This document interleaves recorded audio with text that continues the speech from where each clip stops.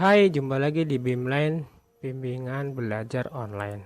Belajar asik dimanapun dan kapanpun. Kali ini kita akan membahas tentang struktur teks cerita pendek atau cerpen ya.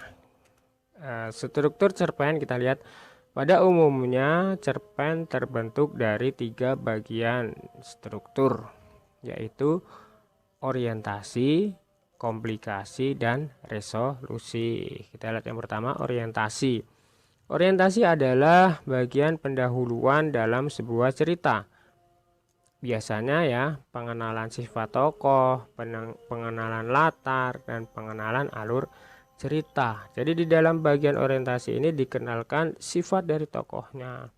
Kemudian latar. Latar itu ada latar tempatnya, latar waktunya, dan latar suasananya. Kemudian alur.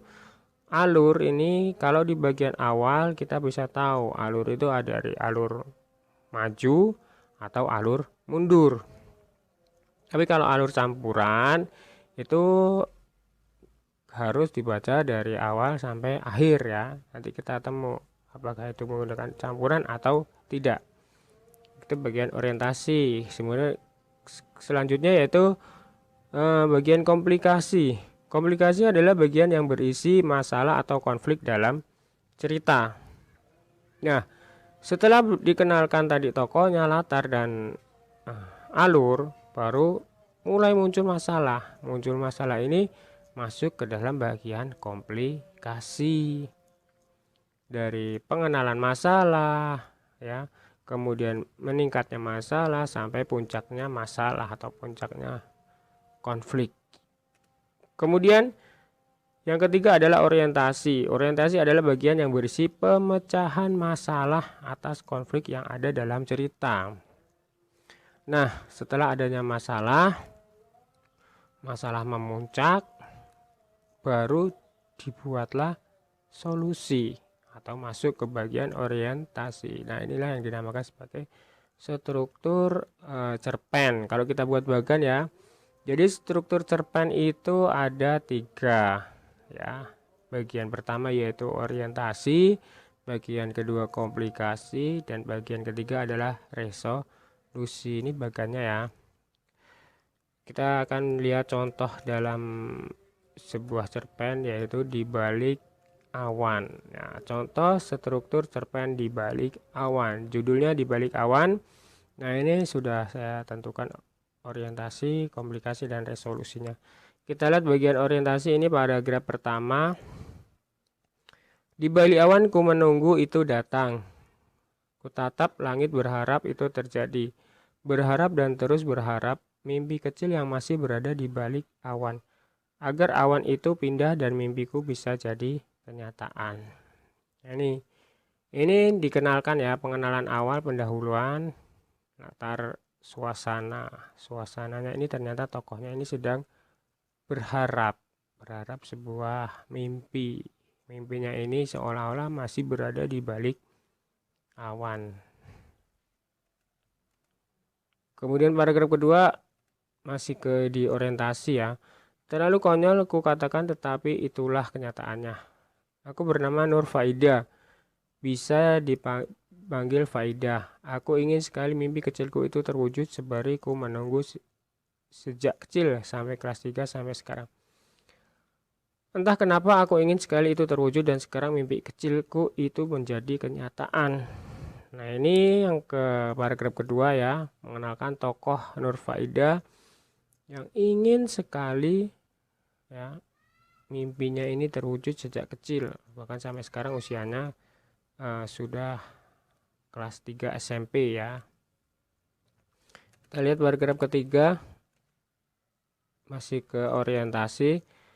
Hari Jumat sepulang sekolah, aku pandang langit yang bersahabat denganku. Ku berlari secepat mungkin karena aku tak mau temanku Ninda memelukku dan aku tak mau menjadi kue bercampur kopi. Begitulah masa remaja menurutku. Setiap ada teman kita yang ulang tahun, pasti ujung-ujungnya orang yang berulang tahun itu akan ditaburi maupun dilempari dengan terigu, air, dan telur. Maka menjadilah kue dan diberikan juga kopi.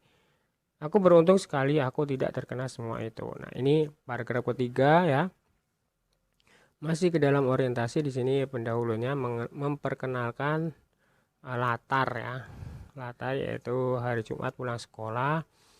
Suasananya si Nur Faida tadi ya. Dia tidak mau pada waktu itu menjadi kue ya. Dia berlari, tidak mau dilempari dengan terigu, air, dan telur yang seperti kue, dan diberikan juga kopi.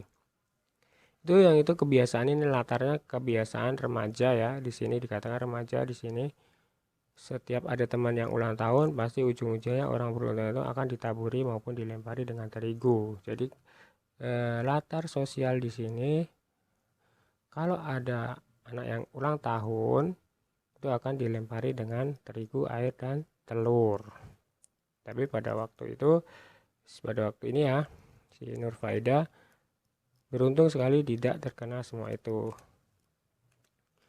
Nah, setelah itu baru masuk ke bagian komplikasi.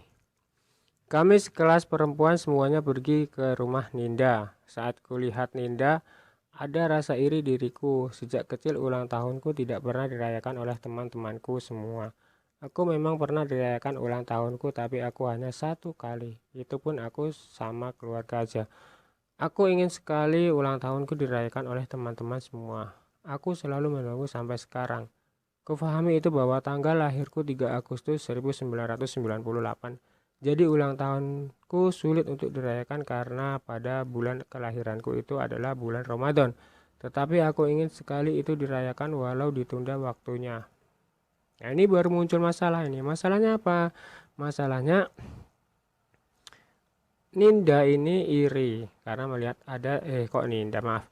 Nur Faida tadi iri karena melihat Ninda ini akan dirayakan ulang tahunnya bersama teman-temannya. Ya.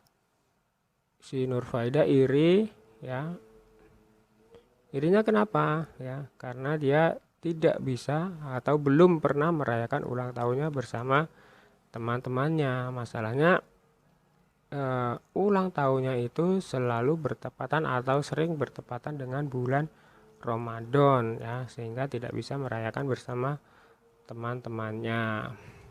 Paragraf selanjutnya itu tadi awal cerita ya. Di rumah Ninda kami semua menunggu dua teman kami yang akan membawa kue ulang tahun untuk Ninda. Banyak hal yang temanku lakukan semuanya saat menunggu dua teman kami dan juga Ninda yang sedang mandi ini. Ada yang saling berbincang-bincang, main-main bersama, dan perbaiki kudung. Nah, tadi rasa perkenalan masalahnya adalah rasa iri si Nur Faida ingin dirayakan ulang tahunnya. Ini masalahnya sudah meningkat ya. Pada selanjutnya bahwa ketika itu dirayakan di rumah Ninda, Nur Faida melihat semua sedang mempersiapkan perayaan Ninda. Semakin iri ya, tambah iri dia. Ini masih komplikasi. Kemudian nah ini baru setelah itu tak lama kemudian Atul Dilah datang membawakan kue ulang tahun berbentuk segi empat untuk Ninda. Teman-temanku pun menancapkan lilin. Betapa senangnya pasti akan hal ini. Happy birthday Ninda, sorak semua temanku saat Ninda turun dari tangganya. Alangkah ya, si Nur Faida tadi sudah iri, dia menghadiri perayaan Ninda ini tambah semakin menggebu-gebu kalau kita rasakan ya.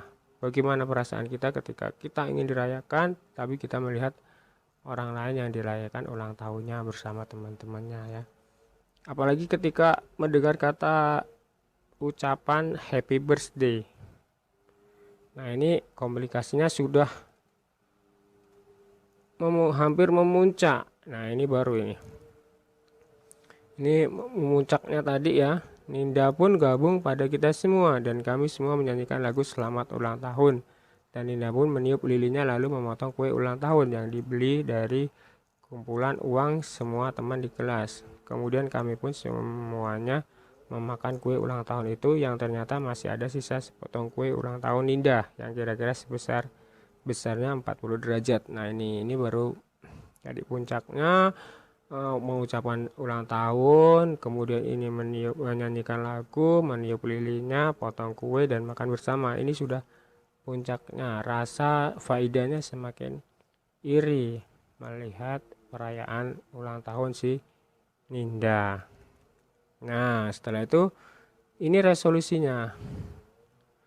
Baru tak kusangka Wawa, Ina, dan Ica, seseorang yang sudah kuanggap sahabat itu, menancapkan lilin lebih dari 8 dengan api yang sudah berada di pucuknya dan menghampiriku. Faidah, selamat ulang tahun ya.